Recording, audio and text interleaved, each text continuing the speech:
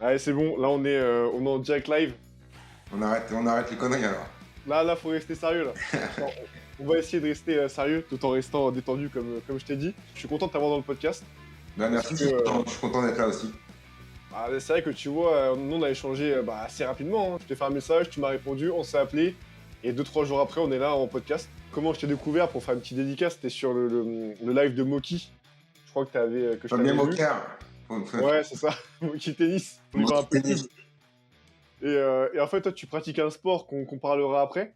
C'est le para-standing tennis, si je dis pas Alors, de bêtises. alors, je pratique le tennis tout court et je viens de découvrir qu'il y avait une discipline para-standing tennis qui veut dire para-tennis debout en français. Et je pensais que ça n'existait pas. Je pestais, j'ai déjà fait plusieurs vidéos où je pestais contre le système en France où tu joues soit en fauteuil, soit en valide. Et j'ai découvert ça il y a pas longtemps, donc j'ai pas encore fait de compétition, ça va venir en juin là. C'est génial. Mais tu sais que moi, c'est pareil. C'est vrai que souvent, on voit le tennis fauteuil. Et pour moi, c'était la seule, entre guillemets, alternative que tu avais, tu vois. Et justement, c'est cool de voir que tu en as d'autres qui. Officiellement, en France, c'est la seule alternative. Après, enfin, Ok, comment t'expliquer? Tu peux jouer au tennis tant que tu veux, mais c'est en termes de compétition et de reconnaissance par la Fédé, pour l'instant, il n'y a que tennis fauteuil. Je sais que les sourds et malentendants, ils sont reconnus par la Fédé. Alors, je sais pas s'ils ont des compétitions homologuées ou pas, mais c'est ça qui manque, hein, en fait. C'est le fait de pouvoir faire de la compétition en tant que handicapé debout. et tu sais où ça en est, ça, un petit peu en France? Est-ce que ça évolue? Ça évolue, mais ça prend du temps et du coup, alors on a un groupe WhatsApp avec tous les joueurs français de paratennis debout et dans ce groupe, il y a un mec de la Fédé qui échange avec nous, qui nous donne des conseils pour qu'on puisse accélérer la démarche pour être reconnu par la Fédé. Mais après, ça prend du temps. Bah, c'est une Fédé, c'est une grosse machine. Il faut rentrer dans les textes et tout. Enfin voilà, c'est pas comme ça que tu vas te faire homologuer et créer des tournois ou créer une licence spéciale. Donc ils ont un œil sur nous. C'est pour ça que j'ai créé un compte Instagram exprès pour le Parastanding Tennis France. Donc c'est histoire de montrer qu'on est nombreux. Tu vois, on est à 176 ou 177 abonnés. On les a eu en 2-3 jours. Ah oui, d'accord. Donc voilà, quand tu vois les abonnés, voilà, les sourds et malentendants, ils ont un compte Instagram qui est à 200, 230, 240 abonnés en un an. Nous, on a fait les 2 tiers du chemin en 3 jours. Donc c'est un bon indicateur pour montrer qu'on est plusieurs, hein, on est motivés, on a envie de pouvoir participer à des compétitions en France et voilà, on essaie de faire bouger les choses, mais bon, tout en étant conscient que ça se fait pas non plus du jour au lendemain. Parce que c'est-à-dire que du coup, actuellement, on va dire que peu importe le handicap que tu vas avoir, en fait, comment ça se passe? Si demain tu as un handicap, tu peux d'office te mettre en fauteuil ou du coup tu restes avec les valides? Bah écoute, moi j'ai jamais été en fauteuil de ma vie, donc j'ai des symptômes qui sont handicapants. Donc je suis handicapé, ce qu'on appelle un handicap invisible. Je peux pas me mettre en fauteuil alors je marche tous les jours. Ouais, bien sûr, ouais, c'est sûr. Donc moi j'ai repris la compétition parmi les valides. Et avant de découvrir le para-standing tennis, on va dire PST pour la suite, PST, ça me va aussi, parce que moi aussi je vais me perdre, je vais commencer à. para-standing tennis PST. Magnifique, ça me va. Je pense qu'on peut aussi peut-être commencer à te présenter. Toi, aujourd'hui, quand on te croise dans la rue, au tennis, peu importe, qu'est-ce qu'on rencontre? C'est qui Anthony Desjardins? Anthony Desjardins, c'est un passionné de tennis depuis l'âge de 12 ans. J'ai commencé à jouer à Blanc-Ménil, mais j'ai toujours ma licence là-bas 30 ans plus tard. La question, c'est que si tu me croises aujourd'hui, bah, tu croises un mec simple qui est de bonne humeur 99% du temps, souriant. Tu peux me voir marcher bizarrement des fois parce que du coup c'est un handicap invisible, mais des fois ça se voit quand même. C'est quoi du coup le 1% où t'es pas de bonne humeur? C'est sur un terrain de tennis quand tu perds un match?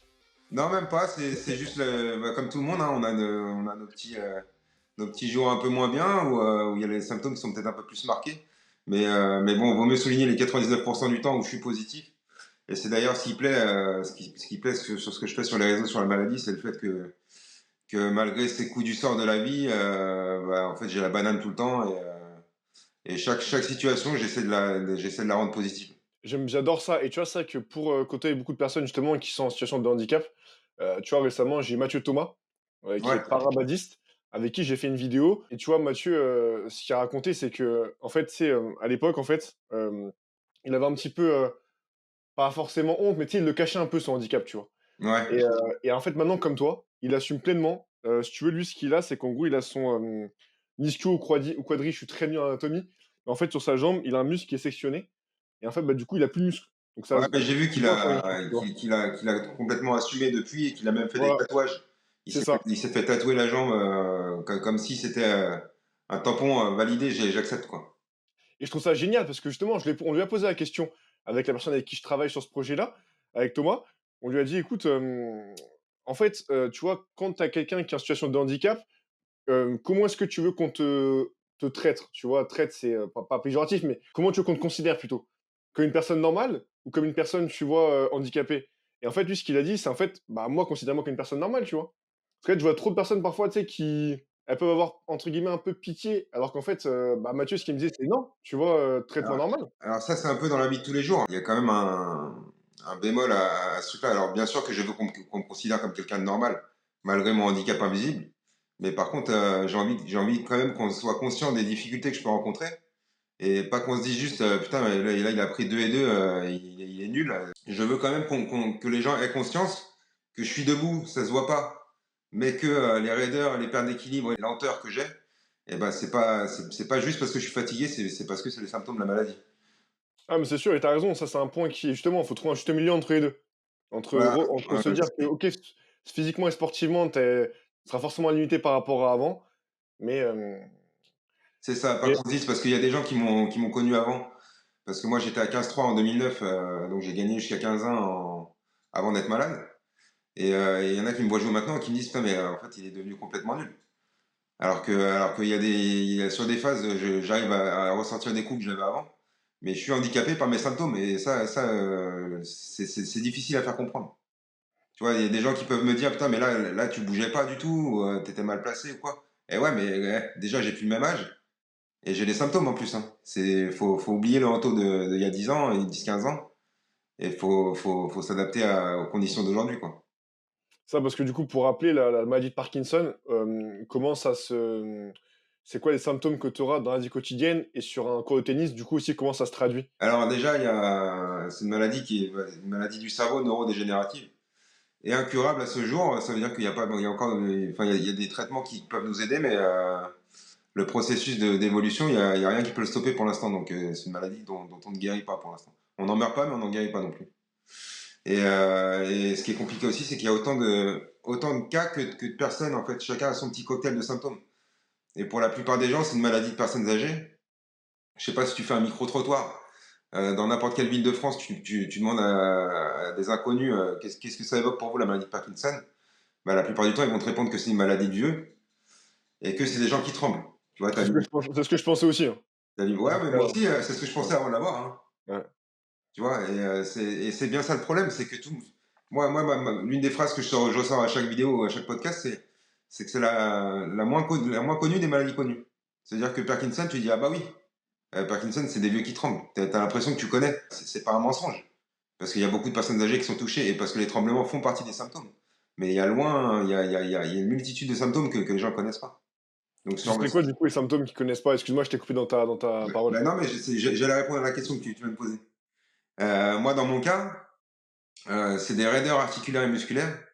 Donc, comme si j'étais rouillé, tu vois, comme si j'étais verrouillé, tu vois. J'ai plus de souplesse là, ni au cou, ni à l'épaule. C'est des lenteurs généralisées, c'est des pertes d'équilibre. C'est du freezing, je marche en faisant des tout petits pas. J'ai les pieds qui décollent pas forcément beaucoup du sol, donc je traîne pas mal les pieds. Là, je te parle quand j'ai pas mes traitements, hein. Et après, les traitements, ils vont venir. Alors, je te dis, ils jouent pas sur l'évolution, mais ils vont venir m'aider à retrouver une souplesse, à retrouver un dynamisme meilleur, à masquer les pertes d'équilibre. Et dans cette histoire, je prends un peu d'avance peut-être, mais C'est dans, pas grave, tu peux y aller, vas-y, ouais, t'inquiète. dans cette histoire, en fait, donc les médicaments vont venir nous masquer nos symptômes, ou en tout cas les corriger, mais ils vont pas jouer sur l'évolution de la maladie. Et il y a un seul truc au monde, sur la planète qui existe pour ralentir le processus de la maladie, c'est le sport. Ok, Et ça c'était la bonne nouvelle, tu vois. ok, c'est énorme. Et du coup, je suis pas forcément hyper calé dedans, mais du coup, Parkinson, c'est comme tu dis, c'est une maladie qui est évolutive. Donc en fait, actuellement, avec les traitements, on n'a rien qui fait que ça peut stopper son évolution, c'est ça?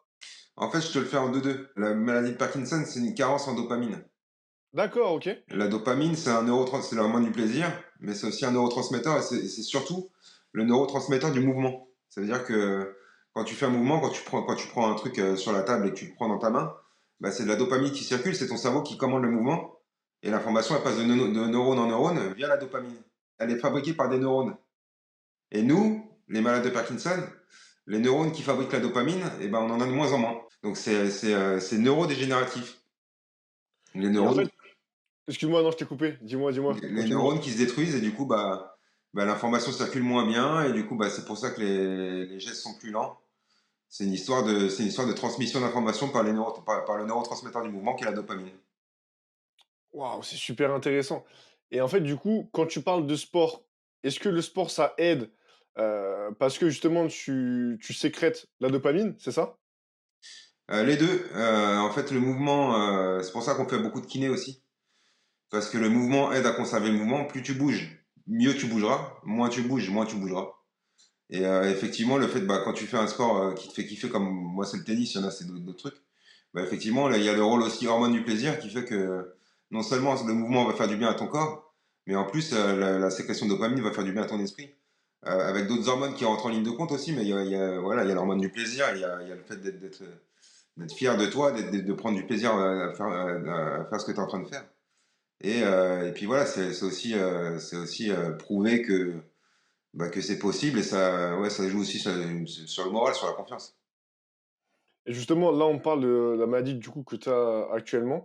Est-ce que ton corps, il t'a envoyé des signaux? En fait, comment tu compris que tu avais peut-être, justement, Parkinson? Est-ce que tu as reçu des signaux Alors, quelques années avant? alors j'ai reçu des signaux 3-4 ans avant le diagnostic, mais moi j'étais assez long à la détente. C'est-à-dire que surtout à 35-36 ans, tu peux pas te douter que c'est un truc comme ça. Et c'est assez vicieux parce que les symptômes ils commencent tout doucement, vraiment très léger, donc tu peux pas t'inquiéter. Enfin, tu peux pas tout de suite te dire putain, il y a un truc grave. Au début, c'est vraiment léger quoi. L'évolution est tellement progressive, lente, qu'en fait ton corps il s'adapte et toi tu t'adaptes au quotidien petit à petit. C'est pas comme si tu tombes en ski ou en vélo et tu te casses le bras. Et là, tu es obligé d'être plâtré et forcément, tu es handicapé d'un coup, tu vois. La courbe d'évolution est tellement plate qu'en fait, tu t'adaptes petit à petit. Et je me suis inquiété, mais au bout de 3 ans. C'est traître. Parce que tu as raison, en fait, la force de notre corps, c'est que, en fait, dès qu'on même, c'est tout con, mais même demain, quand tu as un plâtre, tu vas t'habituer relativement vite. Alors toi, dans ton cas, si c'est des micro-symptômes que tu as au fur et à mesure, j'imagine qu'en quelques jours, en fait, ton corps, il a Ah ouais, déjà accepté, quoi. et c'est surtout les gens de l'extérieur qui m'ont fait remarquer la lenteur. Moi, j'avais pas remarqué sur moi-même. C'est mon frère qui m'a dit, mais putain, j'ai l'impression que t'es en slow motion. Tous tes gestes, ils sont lents, tu sais, on était en voiture. Et pour passer à la marche arrière, peut-être j'allais à 2 à l'heure pour me retourner. Et Donc tu t'en rendais pas compte? non, Ok, putain, c'est ouf. Tu vois, comme quoi ton non, cerveau, il ton et corps est pareil, tellement accepté j'avais que... perdu le ballon des bras. Tu sais, quand tu marches, toi, t'as les bras qui balancent. Ouais. Et ben moi, mes bras, ils balançaient plus, j'avais pas marqué. C'est les gens qui m'ont fait remarquer, putain, mais toi, tu te déplaces sans bouger les bras, quoi. Enfin, tu vois, c'est des petites remarques comme ça qui m'ont mis la puce à l'oreille aussi. Et tu te rappelles, justement, peut-être que ça peut arriver, tu vois, à quelqu'un qui nous écoute, hein, on sait jamais. Mais c'était quoi, en gros, les premiers symptômes que tu as ressentis, tu t'en rappelles ou pas? Et que tu as ignoré, du coup? Bah, c'était des raideurs, j'avais la main comme rouillée. Et ouais, et un truc qui m'a marqué aussi, c'est que c'est à ce moment-là qu'on a acheté la maison avec ma femme. Et du coup, il y avait les rendez-vous chez le notaire, à la banque et tout. Et j'arrivais plus à faire ma signature. Ah ouais. Tu vois, normalement, c'est pareil, c'est un geste automatique. Tu poses le stylo, ça va à 10 000. Et ben moi, ça faisait une rature à chaque fois.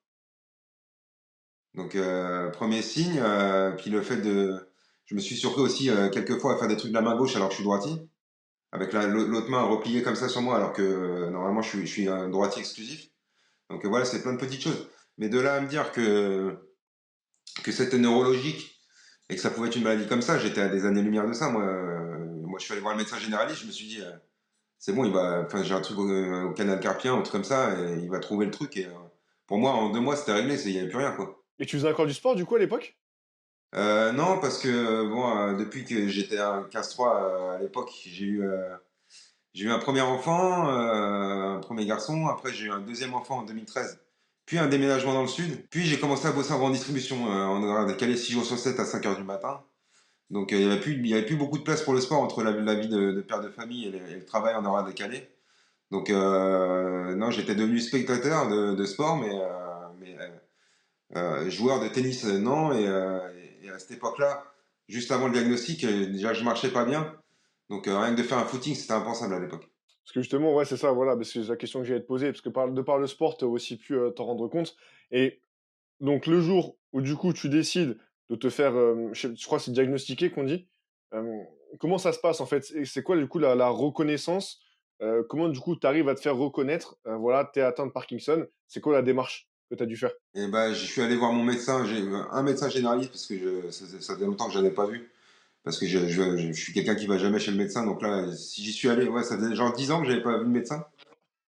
Voilà, et moi, quand j'ai la gastro ou une rhinopharyngite ou quoi, j'attends que ça passe ou je prends du Doliprane. Mais du coup, là, le fait que j'aille chez le médecin, c'était quand même un gros pas parce que je te dis, au bout de 10 piges sans voir un médecin, je savais même pas vers qui me tourner parce que j'avais pas de médecin traitant. Donc je suis allé voir un médecin, je lui ai parlé de ma main, il m'a fait toute une batterie d'examens. Quand je lui ai dit que ça faisait 10 ans que j'avais plus de médecin, il m'a dit ok, prise de sang, bilan de santé, direct. Et après, j'ai vu plein de spécialistes, j'ai vu un rhumatologue, j'ai fait un électromyogramme pour le canal carpien, c'était pas ça. Et au bout de tous ces examens qui étaient normaux, il m'a dit bah, il reste la piste neurologique qu'on n'a pas explorée. Donc là, je suis allé chez une neurologue à Nîmes, une neurologue de ville, qui m'a qui m'a examiné, qui m'a fait faire des tests avec les mains, avec les jambes, des tests de marche et tout. Et elle, bah, en gros, m'a envoyé passer l'examen. Donc tu fais un IRM cérébral et un autre examen du cerveau. J'ai appris en juillet 2021 que j'étais atteint de la maladie de Parkinson, d'un syndrome parkinsonien. Ça met un coup dans la gueule quand même, Hmm. mais plutôt que d'être abattu, en fait, tu vois, je te disais, quand mon frère me disait que j'étais lent, quand les gens me disaient que j'avais perdu le ballon des bras, mais en fait, le fait de savoir qu'il y avait une explication et tout redevient logique, bah en fait, j'étais content. J'étais content d'avoir toutes les explications sur toutes les situations qui m'arrivaient depuis quelques années. Donc en fait, c'était à la fois un coup dur, à la fois un soulagement. Mais encore une fois, j'étais dans le positif de me dire, ok, on a identifié le problème, donc forcément, on va trouver des solutions, tu vois. Ah, ça doit être stressant parce que du coup, la phase de tu vois que tu as les symptômes, tu pas forcément à identifier ce que c'est et le moment où du coup on t'annonce réellement ce que tu as, il y a combien de temps qui se passe, grosso modo? Le temps que j'aille voir le médecin, déjà, il se passe 3 ans, et après, le temps d'avoir tous ces troubles qui, là, pour le coup, au bout de 3 ans, étaient devenus beaucoup plus handicapants qu'au début, et de pas pouvoir l'expliquer, ça, c'est la phase la plus dure, ça a duré entre 6 et 8 mois. Et c'est pareil, tu vois, entre les examens, je suis retourné bosser, et les collègues, ils me disent, bah alors, c'était quoi, ça va mieux? Bah non, mais je sais pas pourquoi, enfin, tu sais toujours pas pourquoi t'es lent, donc toi, tu te poses des questions, enfin, tu commences à te poser beaucoup de questions, t'as aucune réponse, donc tu sais pas ce qui t'arrive. Donc c'est la phase la plus compliquée, c'est d'avoir tous ces troubles sans savoir. Et c'est là que le diagnostic, il vient un peu comme une délivrance, parce qu'enfin, toutes ces questions, elles trouvent la réponse, quoi. Elles trouvent une réponse. Et justement, toi, quand du coup tu apprends ça, heu, est-ce que du coup, tu m'as dit que tu l'as bon, forcément tu prends un coup dur et toutes les personnes avec qui j'ai parlé, qui font face, à un handicap visible ou invisible, bah, tu as forcément un coup dur dans la tronche parce que ça bah, au début, tu vas forcément devoir, bah, te réadapter, on va dire, à ton nouveau corps. Et Ouais, toi, puis faut encaisser le côté incurable et dégénératif, tu vois. Ça veut dire ok, on sait ce que t'as, mais on sait aussi que enfin, que ça va se détériorer inexorablement, enfin, jusqu'à ce que la médecine, bon, de ce que je sais, on n'est pas loin de trouver une solution dans les 5 années à venir. Je pense qu'il y aura une solution pour stopper le processus. Mais bon, au moment où tu l'apprends, tu apprends que tu as une maladie, mais tu apprends aussi que la maladie que tu as, elle est incurable et que ça va aller de moins en moins bien au fil du temps. et quand, parce que tu vois, en fait, je me rends pas compte, mais quand du coup on fait face à toi, ce que tu as vécu, est-ce qu'on se sent un peu, enfin, pas trahi par son corps, mais tu vois ce que je veux dire? Par rapport la relation à ton corps, est-ce qu'elle a changé? Ou est-ce que justement tu as appris, entre guillemets, «à l'accepter» et justement tu en as fait une force? Alors, il y a plusieurs réponses. J'en ai fait une force, ça c'est sûr. En fait, j'ai jamais eu de pensée négative, tu vois. En fait, je l'ai accepté de suite. J'ai accepté de suite. J'ai dit, ok, bon, bah, de toute façon, il n'y a pas le choix, hein, il y a pas d'alternative. Je l'ai, enfin, voilà, c'est un nouveau compagnon, en quelque sorte, il est avec moi. Donc, j'ai pas le choix. Et j'ai jamais eu trop de pensées négatives à pester, de dire, putain, mais pourquoi, putain, la vie est dégueulasse. Enfin, j'ai jamais eu ce genre de pensée, tu vois. C'est tombé sur moi, je l'ai accepté comme ça. De toute façon, il n'y a pas d'autre solution que de faire ça. Donc j'en veux pas à la vie, j'en veux pas à mon corps, c'est tombé sur moi. À chaque fois que je vois des gens autour de moi, ça peut être bien pire. Il y a plein d'exemples de la vie. Enfin, ça aurait pu être une tumeur au cerveau qui m'aurait fait mourir en 6 mois. Il y a des gens qui sont amputés, il y a des gens qui ont des accidents de voiture pas possibles.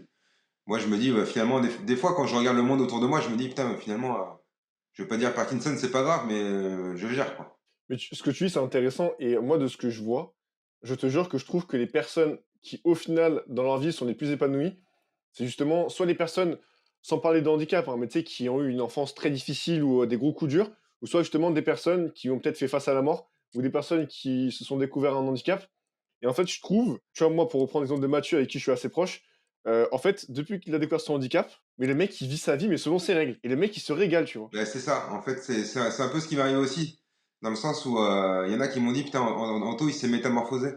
Dans le sens où avant, si j'avais une réunion de taf ou une prise de parole à faire en public, même si c'est devant des gens que je connais ou pas beaucoup de gens, ben, j'étais en panique. Et rien que le fait de faire un podcast comme on est en train de faire là, j'en aurais pas dormi de la nuit avant parce que je me serais dit, mais qu'est-ce que je vais dire? J'aurais stressé de ouf. Tout ça, c'est devenu secondaire, tu vois. C'est devenu, alors, ça dépend. Quand j'ai fait des fois de la télé, j'avais un peu le trac, c'est normal.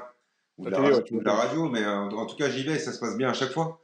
Et j'ai une espèce de détermination et de confiance en moi qui dormait avant, qui était cachée. Et aujourd'hui, dans tout ce que je fais, bah, je le fais à fond. Et c'est vrai qu'on relativise sur la vie en général. Et du coup, on a un autre angle de vue sur la vie et sur les priorités. Des fois, je peux être même égoïste en me disant, en pensant beaucoup à moi, parce que je me dis, il faut que je profite à fond, quoi. Et justement, quand on parle de tout ça, je vois que tu as lancé une chaîne YouTube où tu es pas mal actif dessus. Tu as aussi ton compte Instagram. D'ailleurs, avant, c'était le nom, c'était un par. T'avais pas mis un parki avant de t'appeler Anthony Desjardins?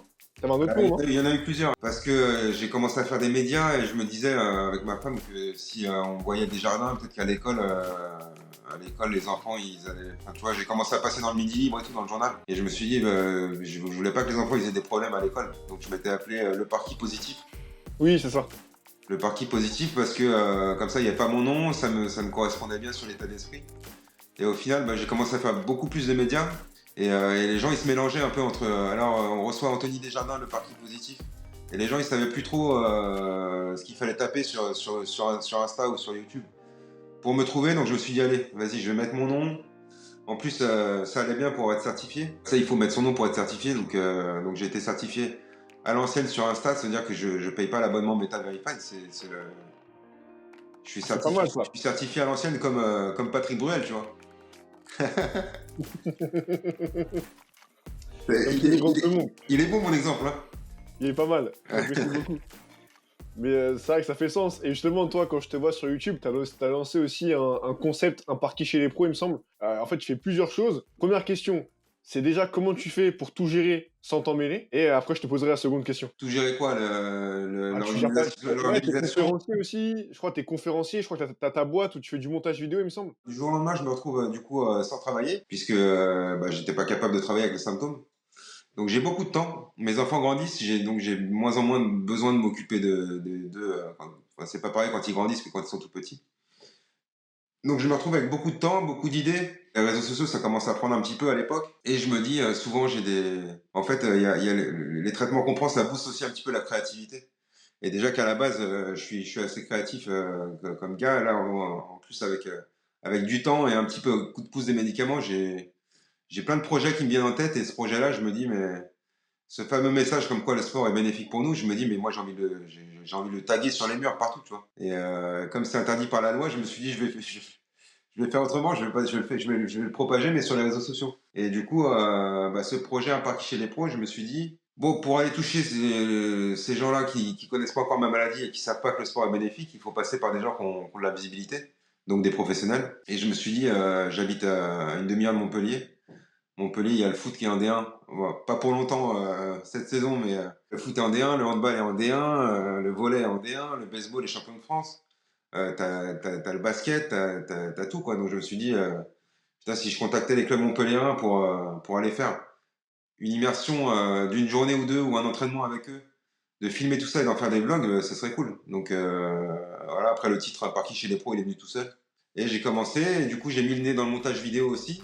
Et bah oui, je fais tout seul. Et du coup, comme j'ai pris goût et que j'avais des bons retours, j'ai créé mon auto-entreprise de montage vidéo. Et aujourd'hui c'est cool parce que je bosse avec des comptes de tennis. Je sais pas si t'as entendu parler du projet de Pauline Payette. Si, bien sûr. Ben, c'est moi qui ai fait le générique, c'est ma voix dans le générique. Ah, carrément? Dans le générique, c'est ma voix, l'écran de fin, c'est moi, le générique, c'est moi. Et Ah, c'est pas mal, hein. depuis peu je monte ses vidéos aussi. Parce que Pauline, justement, je regarde beaucoup et j'aimerais bien la voir dans le podcast, Pauline. Pauline Euh, Payette, on va s'arranger après, je te filerai son contact. Parce que Pauline, franchement, j'aime bien son concept. Justement, comment Pauline j'ai découvert, c'est avec son concept Pauline versus Men. Ouais, et bah, le logo, c'est moi qui l'ai fait. Il est pas mal le logo, parce que justement, je me suis dit, putain, franchement, la chaîne elle est quand même bien amenée. C'est Et assez pro. alors, toutes les miniatures rose et bleu, c'est moi qui les fait. Ah ouais, d'accord, ok. Le générique, c'est moi qui l'ai fait. L'écran de fin, c'est moi qui l'ai fait. Donc je bosse avec Pauline depuis quelques mois sur des choses secondaires et depuis quelques semaines, beaucoup plus. C'est-à-dire que là, elle commence à me confier les montages complets de ses vidéos. Donc on collabore étroitement depuis qu'elle a le projet Pauline VS Men. C'est trop bien, parce qu'en plus, là, sa chaîne, elle est bien en train de péter. Et justement, je trouve ça bien, tu vois.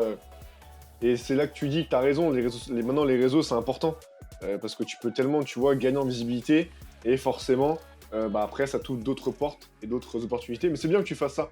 Et justement, en tant que travailleur, tu vois, reconnu avec un handicap, est-ce que c'est... Je sais pas si t'as essayé, mais est-ce que du coup, c'est plus dur de trouver un travail? J'ai pas essayé parce que le but, moi j'ai été licencié pour inaptitude. Ok. Et, en étant reclassé en catégorie de invalidité catégorie 2. Donc en fait aujourd'hui j'ai une pension d'invalidité qui bah, ça vole pas haut, hein, c'est pas beaucoup d'argent, mais ça me dispense de travailler. Je peux vivre, j'allais dire correctement à peu près, grâce à la pension. Et en fait j'ai créé l'auto-entreprise avant ça, mais pour moi c'est un moyen de rester actif. Moi quand je suis auto-entrepreneur, handicapé ou pas handicapé, on s'en fout. Je suis auto-entrepreneur, je fais du montage vidéo, du montage photo, je fais des miniatures YouTube. Handicapé ou pas, peu importe, c'est ma boîte. Après, le but, c'est d'en faire un complément de revenu sans non plus faire un truc où, tu vois, j'ai pas envie de développer la boîte à gogo pour avoir du taf du matin au soir tous les jours. Moi, je veux continuer de prendre du plaisir. Tu vois, ce que je fais avec Pauline, c'est cool. J'en ai fait avec le compte L'Instant Tennis aussi, qui est un média tennis qui a 35 000 abonnés sur Insta.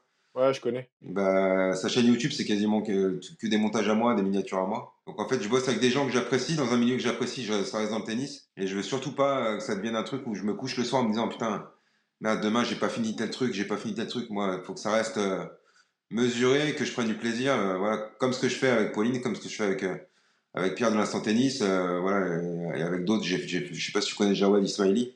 Si, si, bien sûr, je regarde bien, Jawad aussi, j'aime bien, ouais. Et bah, la bannière de sa chaîne YouTube, c'est moi qui l'ai fait. La photo de profil, c'est moi qui l'ai fait. Donc voilà, j'essaie petit à petit d'être reconnu comme le monteur vidéo tennis des réseaux. C'est pas mal, c'est pas mal. Moi, je suis pas trop tennis, mais écoute, on va quand même rester en contact pour ce sujet-là, ça peut m'intéresser. Si, Ouais. tu vois, Moi, le but, c'est pas d'avoir 52 clients. ah, c'est ce que j'ai compris, pour ça que je vais étape par étape. Le but, non, non, mais toi, j'en suis pas encore à 51. Mais le but pour moi, c'est d'être reconnu comme, tu vois, que les mecs qui font du contenu tennis, ils se disent, ok, s'il y a un truc à faire, il faut se tourner vers Anto parce qu'il a déjà bossé avec Pauline, il a déjà bossé avec Instant Tennis, avec Hypoteni, qui a anciennement un compte qui était dédié à Rafael Nadal. J'ai bossé un peu avec lui aussi, il a 171 000 abonnés. Trop bien, c'est Donc génial. le but, c'est que je devienne un petit peu la référence du montage tennis. Et pareil, moi, c'est ce que justement, là c'est intéressant parce que je suis en train de créer un programme. Si tu vois, moi, j'accompagne beaucoup de sportifs de haut niveau, tu sais, pour trouver des sponsors, tout ça. Ouais, En fait, ce que je me rends compte, c'est que ça prend du temps et je peux pas en gérer 15 000. Donc en fait, pour aider ceux que je peux pas aider, en gros, je suis en train de créer un groupe et en fait, justement, tous les sportifs de haut niveau, il y en a plein qui ont des compétences, mais qui savent pas comment les monétiser. ouais, Donc en fait, moi, je leur apprends justement à le faire, tu vois? Donc ouais, c'est intéressant, toi, tu l'as fait plus ou moins tout seul, mais c'est intéressant et justement, c'est bien, bien de voir ça. Si on revient un petit peu du coup sur la partie, on va dire, un peu plus tennis, tu vois? Parce qu'on l'a un petit peu mise de côté et tu es revenu dessus avec le montage vidéo. Quand tu es revenu sur les terrains de tennis, tu vois? De ce que je comprends, tu jouais au tennis avant, on va dire, sans symptômes particuliers. Tu es revenu sur les cours avec tes symptômes. Première fois que tu joué au tennis, comment tu Alors, l'as c'était comment l'entraînement? Comment tu l'as vécu? dans un premier temps, j'ai cru pendant une période que je jouerais plus jamais au tennis. Ah carrément! C'est ce qu'ils t'ont dit ou c'est toi Parce qui que t'es dit ça? avant d'avoir le diagnostic et les traitements, Je marchais de traviole et tout lentement, voilà, je traînais des pieds. J'arrivais pas à trottiner. Donc je m'étais dit, puis avec le bras tout raide, je m'étais dit, le tennis, enfin, dans ma tête, si c'était pour aller jouer vraiment comme un handicapé lourd et pas être capable de frapper dans la balle correctement, pour moi, ça ne servait à rien de jouer au tennis. Donc il y a une partie de mon cerveau qui avait fait le deuil de tout ça un peu. Et en fait, en étant diagnostiqué, en trouvant le bon dosage des médicaments et des traitements et de pouvoir recourir, de pouvoir refaire du sport et tout, la première fois que je suis rentré sur un court de tennis, que je me suis mis derrière la ligne de fond, à le petit tiré avec le filet en face de moi, c'est jouissif, quoi. C'est une renaissance. D'être là, raquette en main, avec le terrain en face de toi. À un moment où tu t'étais dit, putain, ça se trouve, ça m'arrivera plus jamais, quoi. Ah, c'était un kiff total. Ah, bah, après, j'ai fait n'importe quoi parce que ça faisait des années que j'avais pas joué, mais la sensation d'être debout sur le court de tennis et de frapper des balles, c'était incroyable. C'est super émouvant ce que tu viens de dire, tu sais que j'ai eu les larmes aux yeux. Franchement, c'était, parce que Ah, je mais moi m'imaginais aussi, un peu le truc. moi aussi, sur le moment, j'avais les larmes aux yeux. D'être là, tu sais, d'ailleurs, j'avais fait un projet qui s'appelle Lucky Loser. Même joueur joue encore. D'être là, tu sais, tu te sens, tu te sens, ouais, renaissance, quoi. Tu dis, putain, je suis encore là. Ouais. Je suis un grand fan d'NTM. Donc, on peut dire, on est encore là, prêt à foutre le souk. C'est génial. Et justement, comment du coup tu réapprends? Je sais pas si on peut dire réapprends, mais comment on va dire du coup, oui, c'est un peu ça. Comment tu réapprends à jouer au tennis? Bah, je suis encore en train de réapprendre. Non, c'est marrant, il y a des gestes qui s'effacent et d'autres qui s'effacent pas. Et en revers, alors je sais que tout le monde aime bien mon revers parce que j'ai un revers à une main qui est assez, sans me jeter de fleurs, assez esthétique et classe, tu vois. Ah, tu un bon shot, j'ai vu là. Ah, mais c'est surtout le lift qui plaît un peu à la. Allez, je vais pas dire à la Federer, je vais dire à la Isha Marazi. Mais voilà. Mais par contre, en coup droit, c'est beaucoup plus compliqué parce qu'il faut retrouver tous les repères de timing, de distance, de technique, en prenant en compte les raiders qui t'empêchent d'être relâché et de frapper la balle correctement. Donc en coup droit, c'est vraiment un gros chantier qui est encore en cours. J'arrive pas. J'ai progressé, j'ai reprogressé, mais c'est long. Justement, tu vois, avec toutes les avec toutes les raideurs que tu as, est-ce que tu as pas aussi un risque de te blesser? Si ton mouvement, tu le fais pas, on va dire, de façon optimale? Tu peux être fatigué musculairement parce que du coup, avec les raiders, bah, c'est des muscles qui sont sollicités tout le temps, sans relâche, quoi. Pareil, quand je suis là en train de faire du montage, bah, j'ai le bras contracté, plus les raiders naturels, plus le tennis. Ouais, il y a un moment, mon épaule, elle a dit, oh, doucement quand même, tu vois. Puis j'avais pris une raquette qui était assez rigide et lourde. Donc pendant 2 mois, j'ai été privé de sport parce que j'ai trop joué, parce que j'ai trop abusé et j'avais une mauvaise raquette. Et là, depuis que j'ai repris une raquette plus légère, c'est pareil, il faut accepter le fait de plus pouvoir jouer avec le même matériel qu'avant. Et ben là, tout va mieux, sauf le coup droit qui est encore en travaux. Et c'est quoi ton objectif du coup là? Tu veux remonter combien au tennis? Là, tu es classé combien actuellement? Là, je suis 32. Et tu veux remonter combien? Ce serait quoi ton Bah, classement, de pour rêve? pour le clin d'œil, c'est le projet que j'avais commencé à faire sur YouTube aussi, que j'avais appelé Lucky Loser. Tu sais ce que c'est, Lucky Loser? C'est quand tu dans les qualifs, par exemple, tu as quelqu'un qui perd, mais qui finalement continue le tournoi parce que tu as la personne C'est ça, qui c'est un mec, s'il y a un forfait au premier tour, il est repêché. Et moi, j'ai trouvé que ça avait du sens avec mon histoire d'être repêché par la vie, tu vois. Et je me suis dit, putain, j'étais 15-3 en 2009. Si je pouvais remonter à 15-3 avec la maladie, ça serait beau, tu sais, de réatteindre le meilleur classement que j'ai eu. Donc, mon objectif, c'est de remonter à 15-3 parmi les valides avec Parkinson. ce serait génial. Et du coup, pour toi, le tennis, on peut carrément enchaîner après. Du coup, là, tu fais le tennis avec les valides. Comment tu découvres, du coup, le PST, le Para Standing Tennis? Je découvre, alors j'avais déjà lancé des appels, des pics à la Fédé, tout ça. J'avais déjà eu des contacts par téléphone qui n'avaient jamais donné de suite. J'avais même eu Michael Jérémiaz au téléphone, qui m'a appelé gentiment. Il habite à Londres. Il avait décroché son téléphone, il a pris le temps de me téléphoner. Pour échanger là-dessus, je pestais sur le fait que j'avais pas envie d'être en fauteuil, mais j'ai envie de faire les tournois en étant reconnu comme handicapé. Et un beau jour, sur LinkedIn, je vois un post de quelqu'un de la Fédé qui poste une offre d'emploi pour le développement du tennis en e-sport. Et ça parle de sourds et malentendants, ça parle un peu de tout, mais ça parle pas de mon cas. Donc je lis tout, je lis le post, je clique, je lis l'annonce et je laisse un commentaire en disant, en saluant leur démarche, en disant bah, c'est super ce que vous faites de prévoir un recrutement de quelqu'un pour développer ce tennis handicap. Mais moi, je me sens toujours pas représenté. Voilà, j'ai écrit. Moi, je suis passionné de tennis avec la maladie de Parkinson et je me sens bien seul dans cette situation. Et du coup, il y a eu plusieurs gens qui ont liké mon commentaire. Il y en a qui ont répondu et il y a des gens qui m'ont contacté suite à ça et qui m'ont dit mais tu sais que moi j'ai un club dans le sud où il y a déjà eu un tournoi de parastanding tennis, il y a une fédération internationale qui est soutenue par l'ITF. Donc ils m'ont mis dans le groupe WhatsApp des joueurs de l'équipe de France. Enfin, on ne dit pas équipe de France parce qu'on n'est pas reconnu, mais des joueurs français de PST. Et de là, j'ai découvert qu'il y avait un championnat du monde au mois de juin à Barcelone. J'ai découvert que j'ai discuté avec le président de la Fédération internationale qui est venu voir mes réseaux sociaux, qui m'a contacté directement pour me dire mais ce sera un plaisir de t'avoir parmi nous. Donc la première nouvelle, c'est que je vais à Barcelone pour faire le championnat du monde en juin. Et du coup, en étant dans le groupe WhatsApp, je leur ai dit putain mais il faut qu'on fasse du bruit. Venez, on crée un compte Instagram. Donc j'ai créé le compte Instagram PST France et on essaye de se faire des survêtements j'ai fait le logo, des joueurs français, voilà pour qu'on ait un peu nos vêtements, qu'on soit reconnaissable et qu'on montre, comme je te disais en début d'interview, qu'on montre qu'on n'est pas tout seul, qu'on est motivé, qu'on a de l'énergie, qu'on a envie d'être représenté, quoi.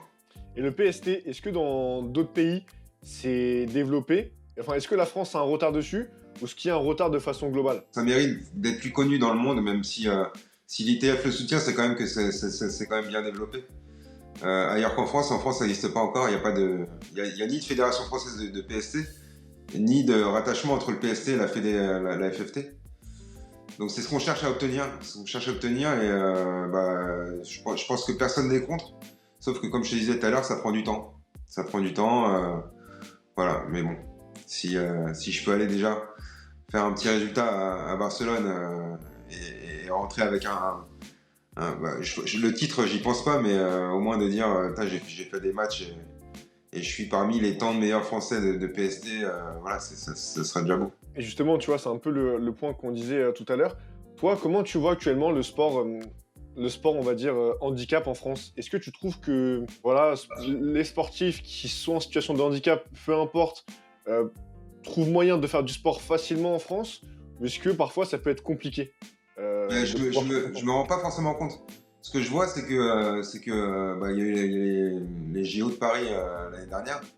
Et c'est vrai il y avait un, je sais plus comment il s'appelle, le mec qui est handicapé, qui a amputé des bras, qui présentait sur la 2 ou sur la 3 le soir. Je vois très bien qui c'est, Théo Curin, non? Ouais, ça doit être ça. Je crois que c'est Bah, Théo tu vois, Curin. ce type de démarche de le prendre pour présenter tous les soirs une émission, ça n'existait pas avant. Donc j'ai l'impression qu'on donne quand même de la visibilité au handicap. Après, franchement, je peux pas te dire, je me rends pas du tout compte de savoir si c'est facile ou pas pour un handicapé de faire du sport en France. À part ma situation à moi, et encore, moi c'est un handicap invisible et voilà, je suis pas en fauteuil et j'ai pas de problème d'accessibilité. Donc moi, je ressens pas de difficulté particulière à aller jouer au foot ou au tennis ou au golf ou quoi, mais je me rends pas compte de ce que c'est pour un handicapé en France. Parce qu'en fait, dans ton cas, le seul truc, on va dire, qui pourrait être un peu injuste, c'est qu'en fait, tu affrontes des valides. Ouais, Après, moi c'est pas vraiment la pratique du sport qui est compliquée, c'est la compétition. c'est ça, voilà. En fait, toi, en compète, tu seras forcément un peu limité versus quelqu'un qui, forcément, a a son plein potentiel, j'ai envie de dire. C'est que moi je suis obligé de m'adapter à chaque fois à la forme du jour, si j'ai bien dormi, si les médicaments je les pris à la bonne heure. Donc en fonction, je peux faire un très bon match comme un très mauvais selon les paramètres que eux ils ont pas à prendre en compte, quoi. Justement, tu m'amènes sur un point qui reste encore dans le même domaine. C'est est-ce que, du coup, quand on apprend voilà, qu'on a un handicap, on est forcément obligé de revoir sa vision de la performance? Toi, comment tu l'as revu, ça? Moi, ce qui a évolué dans ma vision du truc, c'est que je te disais même par rapport aux réseaux sociaux, c'est que même quand je fais du sport, dans le cas d'un parti chez les pros là, je suis allé faire du baseball, j'en avais jamais fait de ma vie à part au collège vite fait. J'ai vu ça, c'est énorme. Je suis allé faire du baseball et le mec, je lui ai dit, écoute-moi bien, tant que j'ai pas réussi, je pars pas d'ici. Et au final, j'ai fait pareil à la Tony Parker Academy. À la fin de la séance, il fallait que j'enchaîne deux lancers francs d'affilée marqués, quoi. Et je lui ai dit, moi, préparez-vous à dormir ici. Tant que j'ai pas réussi, je pars pas. Et tu vois, cette force mentale et cette détermination qui font que je finis toujours par y arriver, bah, c'est un truc que j'avais pas avant. Donc à la limite, je suis peut-être moins performant physiquement ou sur le terrain, mais en tout cas dans la tête, je suis plus fort qu'avant. En fait, t'as compensé par le mental, du coup. Bah, je compense les troubles physiques par le mental. Des fois, ouais, il y a cette espèce de force d'être têtu comme un mulet et de pas lâcher, tu vois, que j'avais moins avant, que j'ai beaucoup plus maintenant. Et pareil, ça, c'est aussi le corps, tu vois, je pense, qui s'adapte. Après, t'as aussi bien réagi, on va dire, à la situation. Et au niveau des sponsors, comment ça se passe? Si voilà, tu commences vraiment à faire du PST à fond, que tu pars à l'international, est-ce que tu as déjà commencé à démarcher des sponsors? Est-ce que tu as des sponsors, même peut-être maintenant, qui te suivent avec ce que tu fais sur les réseaux, etc. Oui, monsieur. J'avais la réponse, mais je voulais que tu le dises. Ouais, alors déjà, il y a un truc super cool, c'est que donc moi j'habite près de Nîmes, entre Nîmes et Montpellier. Et il y a une académie qui s'appelle la HDN Académie, qui veut dire Haut de Nîmes. C'est un quartier de Nîmes qui est en pleine garrigue. Et c'est un mec que je connais depuis 20 ans qui est co-directeur. Voilà, donc, et quand j'ai monté ce projet de Lucky Loser de remonter à 15 je l'ai appelé. Et je lui ai dit, écoute, moi j'habite un petit village où voilà, j'ai pas vraiment de partenaire, j'ai pas vraiment de structure pour m'entraîner. Est-ce que tu peux. Moi je lui ai dit direct, j'ai pas de budget. J'ai j'ai pas de budget pour ça. Est-ce que tu peux m'accepter chez toi et m'aider à remonter à 15 Il m'a dit oui direct. Donc déjà, j'ai accès à une structure d'entraînement de haut niveau parce que c'est une académie avec un internat, tout ça. Je m'entraîne avec des jeunes qui. Donc je m'entraîne 2 fois par semaine là-bas, gratuitement. Ils me filent des vêtements en plus aux couleurs de la HDN. Bah, ça, c'est aussi grâce aux réseaux sociaux. Et c'est grâce au fait que ce soit un pote. Et par ce biais-là, bah, eux, ils fonctionnent avec la marque Aide. Et du coup, j'ai eu l'opportunité de rencontrer la chargée la chargée commerciale de chez Ed et je lui ai raconté mon histoire face to face quoi. On était tous les deux. Je lui ai expliqué, je lui ai dit est-ce que tu penses qu'on peut envisager un partenariat. Donc en fait ils m'ont envoyé une dotation de joueurs. Donc Ah ouais, carrément. bah écoute j'ai eu des raquettes, une bobine de cordage qui coûte assez cher, un sac plus un compte Ed Pro où je peux avoir tout à moins 50. Donc ça c'était le premier partenariat. Donc c'est Ed mon premier partenaire avec la HDN. Et ensuite, j'ai eu un autre gros coup de pouce. Là, c'est marrant aussi, c'est le destin qui veut ça. Le mec à qui j'ai transmis la flamme olympique. T'as enchaîné sur le prochain sujet, mais vas-y, que tu peux Ouais. continuer. Si tu veux, on revient dessus après. Oui, t'inquiète, pas de souci, mais avec grand plaisir. Bah, écoute, truc de fou. Vers 2014-2015, je passe un entretien d'embauche pour être vendeur tennis à Intersport Montpellier. Ok, énorme. Ok, je passe un entretien, ça se passe bien. Mais le mec me prend pas, je me fais coiffer au poteau par un mec qui avait les mêmes compétences que moi, mais qui avait une expérience de vente plus importante que la mienne. Mais ça se passe bien, tu vois. Et genre, 2024, 10 ans plus tard, donc je suis convoqué pour porter la flamme olympique à Montpellier. Et je vais dans le vestiaire où on nous donne nos vêtements de porteurs de flammes et tout. Et je vois un mec que je reconnais. Je lui dis, putain, mais on se connaît, non?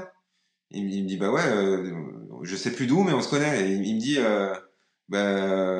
Jean-François Hugues, Intersport. Je lui dis, putain, c'est toi qui m'as recalé il y a 10 ans, quoi, d'un entretien d'embauche. Et truc de fou, il se trouve que il est juste après moi. Donc le jour où je porte la flamme, c'est à lui que je transmets la flamme, C'est énorme. tu vois. Et bon, et derrière, je reprends le tennis et je monte ce projet sur YouTube et tout ça. Et je l'appelle, je lui dis, écoute, j'ai vu que t'étais partenaire, parce que du coup, il est directeur des 8 magasins de la région. D'accord, oui, donc il a un gros poste. Ok, ouais. Ouais, il a un gros poste sur tout l'intersport de la région montpelliéraine et même de Nîmes et d'Alès. Et je lui dis, écoute, est-ce que tu penses on peut fonctionner ensemble sur mon projet? Et il m'a dit ouais. Il m'a dit, écoute, moi, ton projet me touche. Donc je vais t'aider. Donc il m'a donné une dotation. Enfin, il me laisse une enveloppe. Et quand je vais chez Intersport, je passe pas à la caisse, je passe à l'accueil. Et j'ai une dotation. Moi, je n'aimerais pas les conditions de ce qu'il m'a donné. J'allais dire, ne les donne pas, t'inquiète pas, parce que je sais comment c'est confidentiel. Souvent, c'est quand même confidentiel. Mais en gros, quand j'ai besoin d'aller acheter des balles ou des chaussettes ou des chaussures ou des grippes ou des vêtements, bah, je vais à Intersport de Nîmes et c'est grâce à Jeff Hughes que je paye pas. Donc, en gros, ouais, j'ai l'académie qui m'accueille gratuitement. J'ai Ed qui m'équipe au niveau tennis et j'ai Intersport qui m'équipe pour tout le reste. Donc, je suis plutôt bien loti, très bien loti même. Justement, peut-être qu'on peut rester un peu sur ce sujet-là, parce que comme je t'ai dit, moi, j'ai beaucoup de sportifs de niveau que j'accompagne pour trouver des sponsors. Et en fait, ma démarche aussi, c'est de leur apprendre à le faire. Sauf si quelqu'un demande n'a vraiment pas le temps de le faire, je le fais pour lui. Et Mais ben, toi, du coup, ton conseil, c'est quoi? le culot. Le culot, voilà. Le culot. Moi, tu sais avant d'être partenaire chez Ed, j'avais fait un petit tour chez Artingo. Et en fait, je les avais contactés, je leur ai expliqué. Pareil, ils m'avaient envoyé deux belles dotations. Mais il faut les contacter. En fait, moi, j'ai contacté tout le monde. J'ai contacté Lacoste, j'ai contacté Wilson, j'ai contacté Babola. T'auras des refus, mais il y en a un qui dira oui, Bah ouais, ouais. Puis peut-être même celui qui t'aura refusé, il aura des regrets plus tard, tu vois. bien sûr. Mais il faut y aller, hein. Il faut y aller. Faut faire un truc pro. Enfin, un truc pro. Faut faire une belle présentation pour faire un dossier complet et sérieux, tu vois, pas juste toquer à la porte en disant coucou. Ouais, t'as fait un kit média, quoi. Un truc comme ça, non? Ouais, ouais, voilà, un kit média. Enfin, comme un PowerPoint, mais voilà, avec des photos, avec des informations importantes et effectivement avec mes statistiques des réseaux. Et bien expliquer ton histoire et pourquoi tu le fais. Et aussi, dernier conseil, bien leur expliquer que c'est du gagnant-gagnant. Pas te présenter en disant bonjour, Ed, je voudrais deux raquettes. Non, non, faut leur préciser que le fait d'être partenaire avec toi, ça va leur apporter une plus-value à eux aussi. Bah, ça reste du business, donc t'as raison, ta façon de le faire, bah, de toute façon, t'as des sponsors, donc c'est que c'est prouvé que ça a marché. Mais Bah ce oui, qu'aujourd'hui, c'est pareil. si tu te pointes en disant bah, je viens vous voir parce que j'ai pas envie de payer mes raquettes et ça m'arrangerait que vous me les donniez gratuitement. Non, tu vois. Il faut argumenter en disant que le fait de collaborer, bah voilà, c'est dans les deux sens. De toute façon, si c'est pas gagnant-gagnant, au bout d'un moment, tu auras forcément le fait que tu en as un qui se sentira lésé par rapport à l'autre, ce sera malsain, ça va s'arrêter. C'est ça, et puis moi tu vois, un truc tout con, je t'ai dit que j'avais pris une raquette qui était trop lourde pour moi. Et que je m'étais fait mal à l'épaule, bah, j'ai recontacté elle et ils m'ont renvoyé encore deux raquettes. Et je lui dis à Elsa, je lui dis putain mais merci beaucoup, franchement, je vais essayer de vous renvoyer l'ascenseur en faisant un bon résultat au championnat du monde. Elle me dit t'inquiète, bon courage, enfin tu vois. Ça veut dire elle a vraiment adhéré au projet. Et comme tu as dit, c'est un projet, c'est du long terme. Ce que je dis aux sportifs que j'accompagne, c'est ça sert à rien de démarcher une marque pour que tu vois, elle t'accompagne pendant 6 mois. Vise du très long terme. Et en fait, c'est là que tu crées les meilleurs partenariats, parce que c'est là aussi qu'après tu peux activer derrière. Je sais pas vraiment, tu vois, rentrer dans l'entreprise, avoir des bonnes relations, et après tu vas plus loin. C'est ça qui est C'est ça. intéressant aussi. C'est ça, il y a aussi un tri à faire. Moi, ouais, depuis que je fais des réseaux, j'ai quand même eu pas mal de propositions de partenariat, mais des fois c'est des trucs... déjà tout ce qui est un peu étranger, je refuse. Après, c'est ton image hein, aussi qui, Tout ce qui est un peu complément alimentaire, créatine, tout comme ça, je refuse aussi. C'est comme je parle de santé, voilà. Voilà, mais je suis déjà pas mal loti là. C'est bien parce que justement, moi, c'est un peu le débat enfin, le combat que je mène au quotidien, c'est justement aider les sportifs à pouvoir bah, vivre de leur sport, ou en tout cas mieux en vivre.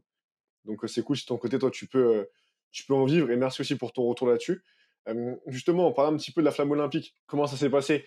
Parce que du coup, tu l'as portée, et il me semble que tu l'as pas que juste portée, la flamme olympique. D'ailleurs, elle est pas derrière toi? Écoute, Non, c'est moi qui moi, l'ai pas. je la montrerai en dernier. Non, non, je vais la montrer. Mais ascenseur émotionnel parce que je sais plus, un an avant les JO, je vois un truc passer sur Insta, une story, un truc comme ça. Comme quoi on peut candidater pour être porteur anonyme de la flamme en ayant des bonnes raisons de le faire. Donc j'ouvre la story, je vais voir un petit peu comment ça se présente. Et il se trouve il faut être nominé. En fait, il fallait encourager des gens à expliquer au comité olympique pourquoi ils devraient te choisir toi. Ok. Donc les gens, ils avaient un lien à cliquer dessus et à dire, moi, je pense qu'Anthony Desjardins est légitime pour porter la flamme olympique parce que si, parce que ça. Et parmi tous les gens qui avaient fait ça, il fallait que tu choisisses une seule personne pour envoyer au comité, tu vois. Ok. Moi, j'ai le président de France Parkinson qui m'a recommandé, qui m'a fait un courrier de dingue. Donc j'ai choisi lui. J'envoie, je passe la phase il y avait une phase de tirage au sort. Donc là, c'est de la chance ou pas de chance. Je passe la phase de tirage au sort, j'accède à la phase de jury. Et dans ma tête, mon projet, il était tellement costaud et bien écrit par le président et bien écrit par moi. Et ça représentait tellement des bonnes valeurs et tout ça que je me suis dit, putain, c'est impossible que je sois pas pris, quoi. Ouais, tu dis c'est bon, c'est Ah, dans la poche. j'étais limite trop sûr de moi à me dire, mais je vois pas d'où ça va pas passer, quoi, tu vois. Et donc, candidature, j'étais super confiant. Je l'annonce sur les réseaux que j'ai candidaté, que j'espère que ça va bien se passer, mais super confiant. Et là, je reçois un vieux mail de refus. De refus. Ça fait mal celui-ci. Merci d'avoir postulé, nous sommes désolés. Et là, le monde s'écroule un peu parce que pour moi, c'était pas possible. J'avais pas envisagé que.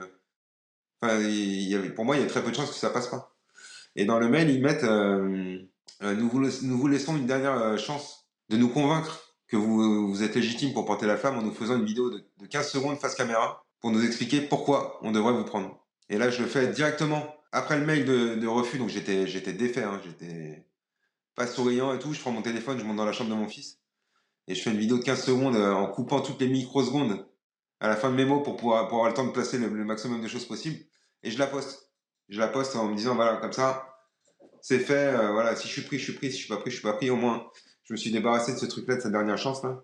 Et puis, je l'oublie un peu, tu vois. Finalement, je me dis, bon, bah, tant pis. Bah, j'étais très déçu, mais voilà, bah, comme pour la maladie, je me suis dit, bon, bah, tant pis pour ce truc-là. Ça aurait été cool, mais ils m'ont pas pris. Voilà, tant pis, je l'oublie, quoi. La vie, elle continue, quoi. Ouais, voilà. Et j'y pensais plus du tout. Et une fois, je suis en voiture et j'ai un coup de fil. Je décroche et j'entends Anthony Desjardins. Oui. Oui, bonjour, c'est Chloé du comité olympique. Je dis ouais.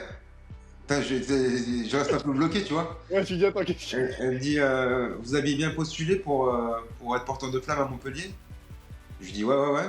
Elle me dit qu'est-ce que vous faites le 13 mai. Je dis je porte la flamme. Elle me dit gagné.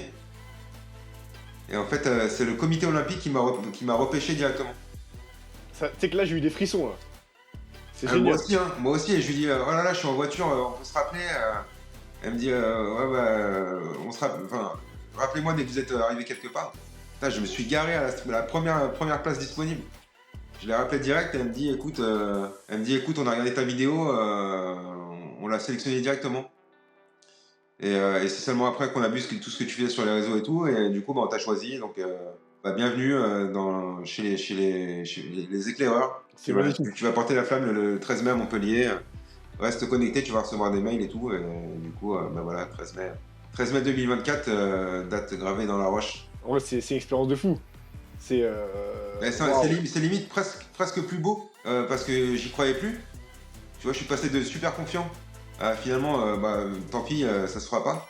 Et finalement, ça tombe du ciel, un beau coup de fil, un beau jour, un coup de fil qui te dit, bah finalement, si, tu vas porter la flamme. Donc ouais, c'est limite cet ascenseur émotionnel. Il rend l'histoire encore plus belle, tu vois. Et comment ça se passe? Du coup, après, t'as des mails, tout ça. Après, du coup, parce que je t'avoue qu'honnêtement, j'ai pas mal de sportifs qui ont porté la flamme, mais c'est vrai qu'on n'a jamais eu le temps de se poser et de voir concrètement comment ça se passe. Donc en fait, c'est quoi un peu le procès jusqu'à temps que tu sois là en train de courir et tu portes la flamme? Et bah, tu reçois des mails pour te confirmer la date du lundi 13 mai.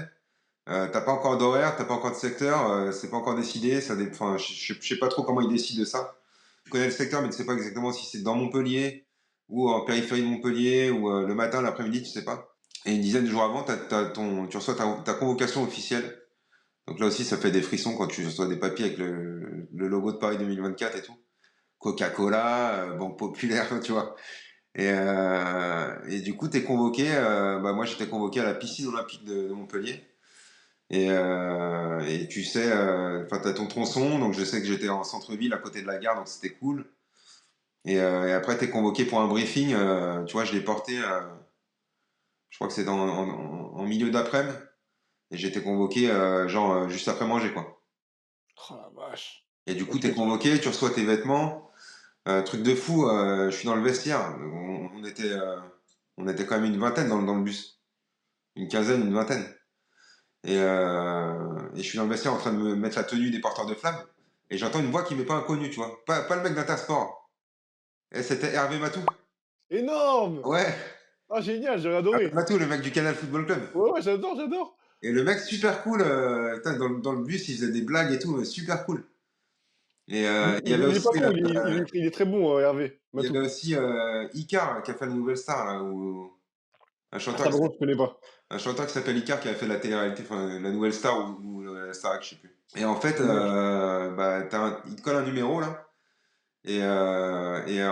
on part tous en bus, et en fait le bus il nous dépose chacun sur notre point de départ. Et à partir de là, la flamme elle part du début, et on se la transmet tous. En fait, c'est pas la torche qu'on se passe, c'est la flamme. Ok. On a chacun une torche, moi j'attends avec ma torche éteinte, et c'est la nana qui était derrière qui est venue m'allumer ma torche, et moi j'ai allumé la torche au suivant. Ah, c'est génial. Et c'est quoi un peu la distance que tu cours? Ça a duré 4 minutes. Je crois que c'était 200 mètres. C'est pas mal quand même, hein. Allez, franchement, tu sais que bon, moi, j'aurais aimé postuler, bon, je sais pas si j'aurais été pris, mais c'est vrai que c'est un truc génial. Ça, c'est expérience de fou. Et en plus, ce qui est marrant, c'est qu'après, du coup, t'as une histoire qui est folle. C'est qu'au début, t'es pas pris, finalement, t'es pris, et à la fin, t'as carrément une surprise qui t'a envoyé. À la fin, donc déjà, attends, je sais pas si, bouge pas. À la fin, déjà, tu gardes les vêtements. Donc déjà, Ok, génial, ouais. c'est un super souvenir d'avoir la tenue que tu avais quand tu as Une porté la blanche, flamme. là, Et avec des tu trucs repars dorés. avec un cadeau, tu repars avec ça. Ça, c'est le cœur de la flamme. Ok, Paris 2024. Ouais, numéroté. Je suis comme un gosse. Numéroté. Incroyable. Donc chaque porteur de flamme a son. Tu sais, ça, c'est la. Tu vois, la flamme olympique, bah, elle est derrière là. Au milieu, il y a un cercle doré. Ouais, Bah, tous ceux qui ont porté la flamme, on a tous notre propre cœur de flamme à nous, numéroté. c'est incroyable. Tu vois, et déjà, j'étais content. Et genre, avec les vêtements et ça, j'étais déjà content. Et genre, je sais pas, 3 semaines, un mois plus tard, je reçois un WhatsApp qui me dit Anthony, t'as pas eu mon mail? C'était encore la fameuse Chloé du comité olympique. Coucou si tu me regardes. Et elle me dit est-ce que tu peux me filer ton adresse postale? On a un petit cadeau pour te remercier parce que comme tu as été sélectionné par le comité olympique, on voulait t'envoyer un petit truc. Elle me dit pas quoi, voilà, donc je lui donne mon adresse postale. Et je m'attends à recevoir une peluche ou un t-shirt ou un poster, tu vois. Et je reçois un mail de Chronopost un peu high-tech, tu vois, quand c'est une livraison importante, quoi, je me dis, ah ouais, ça doit être un truc, mais jamais je pense à la torche. Et en fait, si. En fait, le livreur, il la dépose, mon fils, il voit le colis, il me dit, c'est la torche, c'est la torche. Je dis, mais non, mais. Enfin, dans ma tête, c'était pas possible qu'il m'envoie une torche. Et en fait, je prends le colis, je le soupèse. Putain, l'ayant porté, je vois la taille et tout, je me dis, putain, ça ressemble quand même à. C'est quand même vachement ce que j'ai porté. Ouais, ça ressemble quand même vachement. Donc, j'ai fait le scotch.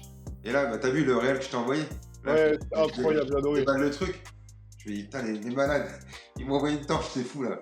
Et truc de fou. Et du coup, je lui dis, putain, je lui envoie un texto, je lui dis merci beaucoup. Elle me dit, c'est rien. Enfin, il y avait un petit mot avec, c'était super, super touchant. Donc, oui, effectivement, j'ai la torche. Attends, je vais te la montrer comme ça, après, je vais la prendre. Vas-y, ouais, t'inquiète, la fais pas tomber parce que sinon, waouh! Ah ouais! Ça, Waouh! Vraiment, des podcasts, j'en ai fait 60, hein, 70. C'est la chose la plus incroyable que j'ai vue. Waouh, c'est incroyable. Paris 2024. Waouh! j'ai dormi avec le premier nuit. Ah, c'est génial. Ouais, C'est quoi la matière? alors, ce qui est important de préciser, Ouais, dis-moi. c'est que c'est pas une réplique. C'est pas un truc qu'ils ont fabriqué, un objet souvenir ou quoi. Elle pèse le vrai poids de. C'est une torche qui a vraiment servi au relais. Donc je te disais au téléphone, à tout moment, c'est Zidane Ou Teddy Riner qui l'a porté, quoi. Zidane ou Teddy Riner qui l'a porté, je le sais pas. Ou moi, ça se trouve, c'est la mienne, je sais pas. C'est génial. Ou Mauresmo, ou je sais pas qui, ou Jules. C'est vrai qu'il y a ou, Jules qui l'a porté aussi. ou Basile Boli, ou tu vois, on peut en citer plein, tu vois. Ah, il y en a tellement. Mais c'est l'une des torches qui a vraiment servi. Il y en a 1500 des torches, c'est ça que tu me disais? Il y en a 1500. Donc j'en ai l'une des 1500. Il y en a qui sont dans des musées, voilà. Et ce qui me fait rire, c'est que tu vois l'anneau que tu me montrais tout à l'heure, je sais pas si on voit là, mais j'ai fait le marathon de Paris, l'année des JO, et en fait, c'est un peu ça. L'anneau, tu sais, le truc rond. Ouais, là, que ça tu- ressemble. Ouais. En fait, je pense qu'ils ont copié, on va dire, la médaille en forme d'anneau olympique. Ouais, c'est possible. Ah, mais c'est génial. Je te dis, les podcasts, j'en ai fait plein, mais c'est tellement. Là, ce que tu montres, c'est génial. Je sais pas si on va voir. Ouais, on voit un petit peu. La flamme, porteur de la flamme, de Paris 2024. Voilà. C'est génial, franchement. Et donc, quand même, premier mec qui a Parkinson qui porte la flamme olympique depuis Mohamed Ali, quand même. Ça, faut le dire aussi. C'est Bibi. Ça, faut le dire aussi, c'est génial. Et justement, toi, après les JO, après tout ce que tu as fait, etc., est-ce que tu as vu des répercussions? Est-ce que je sais pas, tu as peut-être plus de mise en avant par rapport à avant? Ou au final, est-ce que ça a rien changé?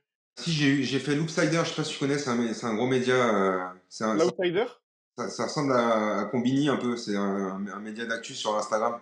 Je crois ça me parle, mais je te mentirais, je suis pas sûr. Donc Je ça m'a rapporté pas mal d'abonnés. Le jour où j'ai porté la flamme, je suis passé dans le Parisien, papier, en édition nationale, avec comme titre le youtubeur qui s'attaque à Parkinson va porter la flamme olympique.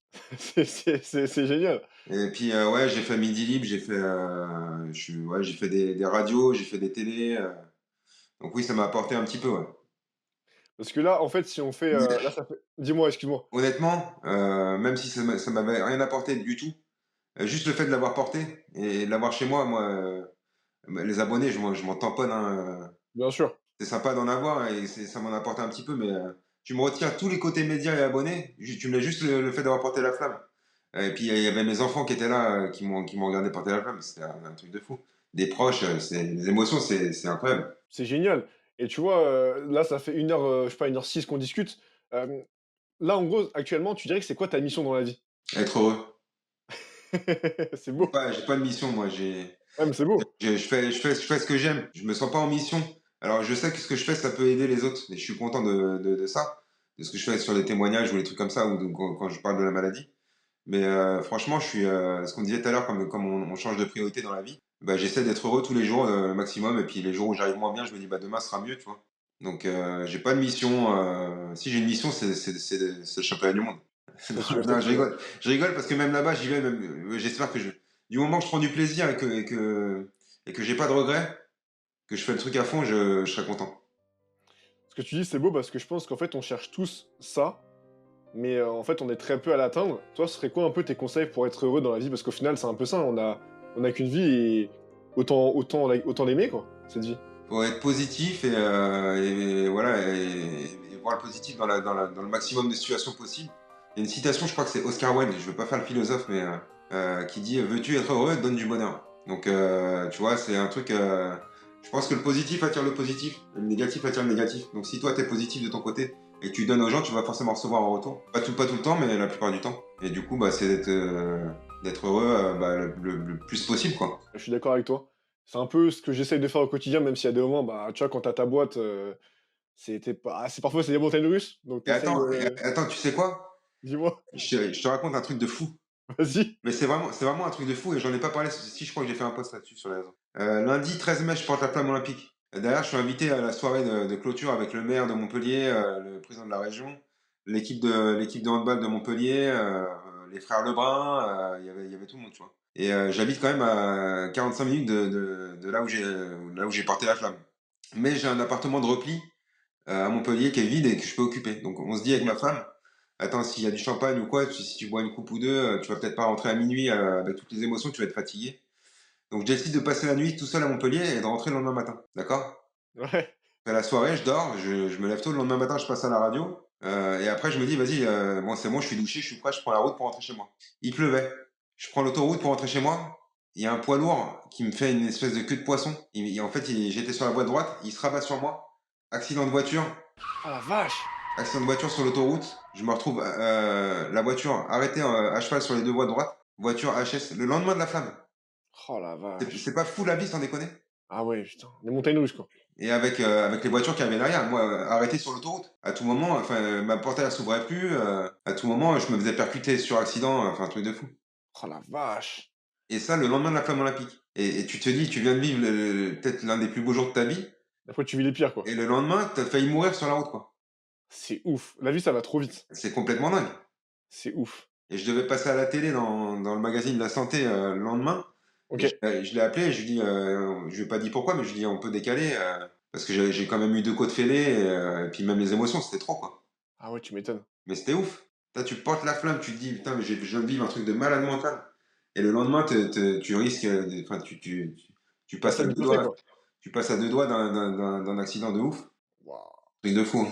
La vie, ça va trop vite. C'est pour ça, là, moi, la mentalité que j'ai, c'est, tu vois, bon, ça, les gens qui écoutent le podcast, ils le savent, mais en gros, moi, j'étais en CDI pendant 1 an et demi, tu vois. Enfin, du moins, Ouais. j'ai fini mon école de commerce il y a 1 an et demi. Et là, je suis parti à 3 mois. Je me suis dit, écoute, maintenant, je fais à fond les projets. Et au pire, de toute façon, un jour, ça marchera. Mais j'ai un peu cette mentalité de me dire, écoute, on n'a qu'une vie.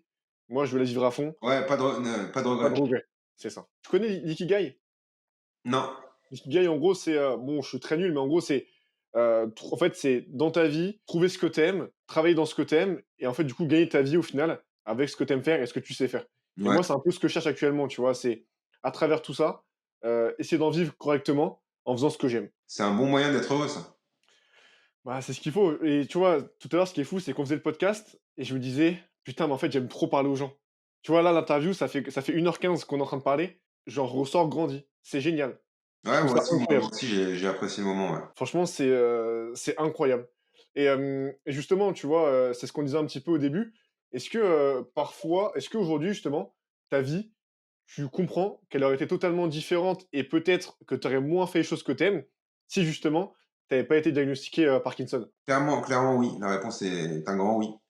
Déjà, je me sens alors, ça serait mentir de dire, je suis plus heureux aujourd'hui qu'avant. Parce que forcément, j'aurais préféré ne pas avoir cette maladie et même, aujourd'hui, je me dis: «Putain, des fois, quand je marche doucement ou quoi, ça me fait chier». Ça fait chier d'être handicapé et ouais, avec une maladie qui évolue, du côté négatif, quoi.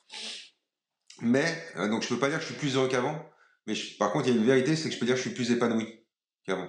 Tu vois, Ouais. il y a une nuance entre le bonheur et l'épanouissement et aujourd'hui, je me pose beaucoup moins de questions, j'ai beaucoup plus confiance en moi et puis s'il y a quelqu'un qui est pas d'accord avec moi, j'en ai rien à foutre Ouais, bah, oui, oui. et je vis ma vie, du mieux possible et je suis heureux. Enfin, je suis pas aussi heureux que si j'étais pas malade. Mais franchement, je suis heureux dans mon quotidien et la flamme olympique, les passages télé en direct sur France TV Info. Je suis passé chez Ariane Brodier sur France 3, je suis passé aux infos d'M6. Tous ces médias, tous ces trucs-là. Tous les parties chez les pros que j'ai fait dans des clubs de sport, j'ai fait du hand avec Michael Guigou. Incroyable. Ouais, c'est un truc de fou. Tous ces trucs que j'ai fait, c'est entre guillemets grâce à ce que j'ai construit autour de ce qui m'arrive. Tu vois, moi, ce podcast, ce que j'en retiens, c'est parfois dans la vie, il y a des choses peut-être négatives qui t'arrivent. Mais en fait, si tu arrives à le transformer ça en force et qu'après, du coup, cette force, tu arrives justement, tu vois, à l'affronter, à sortir de ta zone de confort, aller vers l'inconnu, tenter des choses, en fait, au final, tu as plein de cadeaux par-ci par-là qui Ouais, t'attendent. c'est ça, et t'en sors grandi et fier. Et tu vois, même les trucs qui me stressaient avant, les premières fois que je suis passé à la radio ou tout comme ça, ou en direct sur les réseaux, et ben ce qui a changé par rapport à avant, c'est qu'avant, j'aurais esquivé, ou j'aurais refusé, tu vois. Là, je suis dans un état d'esprit où même quand je suis en panique, ben, j'accepte et j'y vais. Et après, il se Trop passe bien. ce qui se passe, mais j'y vais. Tu vois, C'est génial. ouais, et au final, ça se passe toujours bien quand c'est comme ça.